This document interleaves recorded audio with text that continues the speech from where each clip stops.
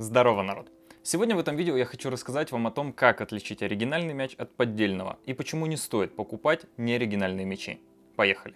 Ну и сразу же хочу задать вам вопрос. Глядя на вот эти вот два мяча, вы сразу же можете определить, какой из них является оригинальным, а какой подделкой. Конечно же, подделкой является вот этот мяч. Данное видео я решил записать по причине недобросовестного использования моих личных фотографиях в цели прорекламировать сайт, который торгует палеными мячами. И сейчас на своих экранах вы можете увидеть тот самый сайт, который использует мои фотографии для того, чтобы привлекать внимание к их площадке. Большое спасибо хочется сказать ребятам, которые оперативно заметили подобные баннера и прислали мне их в личные сообщения в группе ВКонтакте. На будущее хочу обратиться к вам, ребята. Если вы в интернете когда-нибудь еще столкнетесь с тем, что используются мои фотографии, где присутствует преимущественно мое лицо, то, пожалуйста, присылайте мне скриншот данного баннера и ссылку, куда именно ведет данный баннер. Буду вам очень за это признателен. Итак, а теперь непосредственно перейдем к сравнению этих мячей. Для понимания всей картины сразу же хочу сказать, что в данный момент у меня находится более 10 волейбольных мячей от разных компаний. И в ближайшем будущем вы увидите обзоры всех этих мячей на моем канале. Ну и первое, конечно же, с чего мне хотелось бы начать, это цвет. На поддельном мяче желтый цвет более выраженный, он намного ярче, нежели на оригинальных мячах. И еще очень интересное наблюдение, сейчас в моих руках два одинаковых мяча, только единственное, что синяя и зеленой расцветки, это V200W. Так вот, V200W буквально за пару месяцев стал более оранжевым, при этом мы им играем только в зале. Этим мячом мы отыграли буквально 3-4 тренировки, но в любом случае в нем есть оранжевые оттенки. Если же мы берем паль, как ни крути, она намного желтее, чем оригинальный мяч. Второе, на что хотелось бы обратить внимание, это швы. У оригинальных мячей очень качественно проклеены панели, и при всем своем желании вы не сможете найти хотя бы небольшие зазоры между панелями. Если же мы берем сейчас неоригинальный мяч, то невооруженным глазом между большей частью панели вы сможете найти щели, которые составляют порядка 1 мм. При этом, если мяч накачан правильно. Если вы перекачаете мяч, то эти швы могут в принципе даже разойтись и образоваться в них грыжа. Третий момент, который еще в принципе возможно определить при дистанционной покупке данных мячей, это нанесение на мяч. Независимо от того, какой именно фирмы мы возьмем с вами мяч профессионального уровня, нанесения на них будут поверх основных панелей, то есть это краска. Если же мы берем паленый мяч, то абсолютно все нанесения на нем это продавленные элементы, что очень сильно сказывается на цепкости данного мяча. То есть в целом абсолютно все эти нанесения это выдавленные прессом и прокрашенные, при этом отвратительной краской прокрашены, что она действительно очень сильно создает скольжение при малейшем намокании ваших пальцев. Также знаком для вас может являться то, что на подделке сам штрих-код будет иметь определенное углубление, то есть это просто прямоугольник, который углублен в мяч. Следующее, на что стоит обратить внимание, это выпирающий ниппель. Абсолютно у всех оригинальных мячей ниппель утоплен примерно на 1 мм, чтобы во время игры никаким образом он не влиял на хватку мяча. Единственным исключением является мяч от компании Gala. У них ниппель полностью спрятан под панелью. Также выпирающий ниппель это один из показателей недорогих мячей, то есть у Mikasa есть мяч серии MVA 350,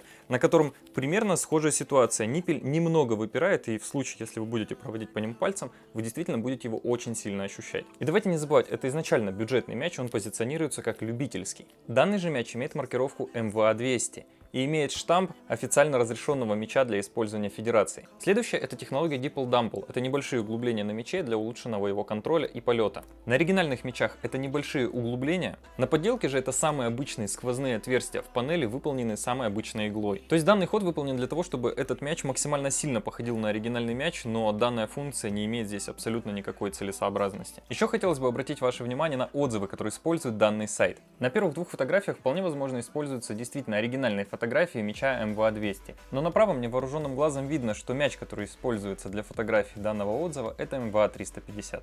В данный момент я не смог найти его в продаже, но этот мяч у меня уже очень много лет, и примерная цена, когда я его покупал, была в районе 900 рублей. Следующий момент, который поможет вас уберечь в принципе от покупки неоригинальных вещей, это знание о том, что сайты-одностраничники созданы специально для того, чтобы выкачивать из вас деньги. Да, вполне возможно, после оплаты на этом сайте вы получите товар, который будет называться точно так же, как то, что вы приобрели, но он не будет являться тем, что вы изначально планировали приобрести. Это будут либо подделки, либо реплики. Также на данных сайтах всегда присутствует таймер, который говорит вам о том, что совсем скоро эта акция закончится и необходимо прямо сейчас приобрести мяч. Но если вы дождетесь по своему часовому поясу 12 часов, то данный таймер обновится и снова пойдет отсчет 24 часов. Вес фейкового мяча всего на 2 грамма больше, чем V200W. Я специально взвесил все мячи, которые у меня в данный момент есть, и сейчас на своих экранах вы можете увидеть, сколько каждый из них весит. При одинаковой накачке окружность данных мячей совпадает, порядка 65,5 см. Теперь хотелось бы поговорить о цене. Само собой, оригинальный мяч намного дороже, чем паленый. Данный мяч достался мне порядка 900 рублей. Если же говорить за оригинальный, то, наверное, минимальная цена по каким-то акциям, распродажам варьируется у него около 5000. Средний ценовой его сегмент сейчас около 6,5-7 тысяч. Но для понимания хотелось бы в первую очередь сказать, что данному мячу порядка, наверное, 10 лет. Это предыдущее поколение мячей, МВА 300, единственное, что не 200. Он был у нас тренировочный, через себя прошел много тренировок, и до сих пор этот мяч в идеальном состоянии. Мы бы могли им продолжать играть, но раз уж есть новый, мы само собой меняем. То есть в целом, если данный мяч не встретится с каким-то острым объектом, и вы не будете пренебрегать правилами хранения данного мяча, то он вполне может прослужить вам 10 лет. Если же вы когда-нибудь приобретете подобную фигню, то, честно, на уровне нашем, которым мы сейчас с ребятами занимаемся, я думаю, мы можем целенаправленно порвать его, наверное, за 1-2 тренировки. Он физически, наверное, не выдержит каких-то очень больших ударов, нагрузок, тепловых перегрузок. То есть, если мы с холода в тепло придем, здесь видны места, где проступает клей, следовательно, скорее всего, с холода в тепло, если мы резко перейдем, то этому мячу надо будет намного больше времени, чтобы согреться. То есть, он абсолютно не стрессоустойчив. Честно скажу, что когда приобретал его на AliExpress, очень большое количество отзывов было о том, что действительно мяч отличный и в принципе можно играть, особенно если таскать его на природу. Вот, наверное, это единственное, где его можно использовать. Когда вам необходимо взять куда-то мяч, где вы вполне возможно его просто и оставите. То есть разово куда-то скататься с ребятами на пикник, и в целом не будет жалко то, что вы можете убить там свой основной игровой мяч. Но хотелось бы заметить, что в принципе совсем немного прибавив денег, вы можете купить намного лучший мяч.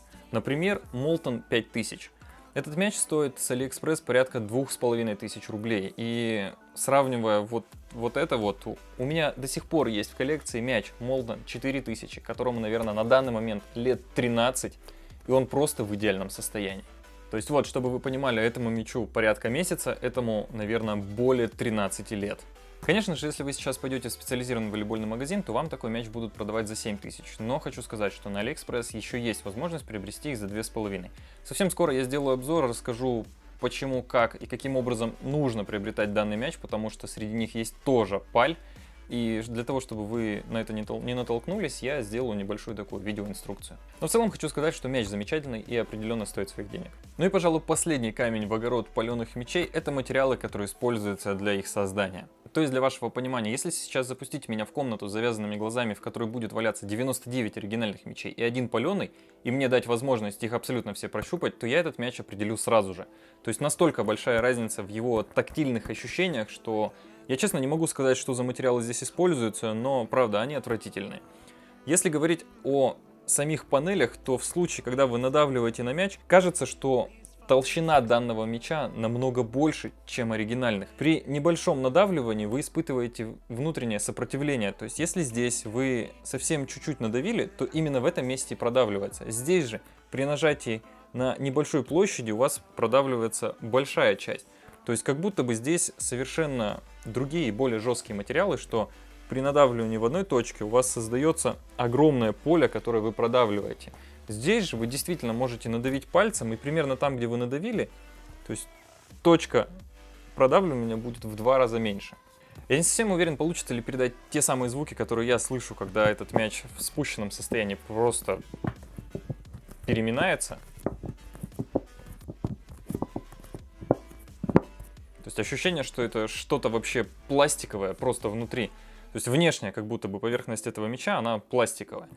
И когда вы его накачиваете, он просто приобретает определенную форму. То есть этот мяч, ну, честно, абсолютно не пригоден для того, чтобы играть им в волейбол. Этот же, если мы с вами берем, то он мнется, он довольно-таки мягкий, то есть нет никакого сопротивления. Да, есть похожие звуки, когда внутри камера распрямляется, но сам по себе мяч, он очень эластичен в спущенном состоянии. По поводу сайта, который использует мои фотографии, ссылки на него я оставлять само собой не буду. Нет смысла повышать посещаемость данного сайта для того, чтобы он намного выше ранжировался среди остальных пользователей. Ну и хочу ответить на возникший у многих вопрос, где стоит же покупать все-таки мячи, чтобы не нарваться на паль. Определенно в интернет-магазине Мегаспорт. Все мои мячи Микаса, кроме паленого и для Снежки, приобретались именно там. Мячи Gala и Molten я приобретал в других местах, о них я отдельно расскажу чуть позже на своем канале. Надеюсь, данное видео было для вас полезным. Обязательно поделитесь этим видео со своими друзьями, для того, чтобы чтобы уберечь их от покупки неоригинальных мечей. Ну и как всегда по традиции, не забываем поставить лайк этому видео, оставить любой комментарий, подписаться на канал, если все еще не подписаны. Меня зовут Егор Пупынин, всем удачи, пока.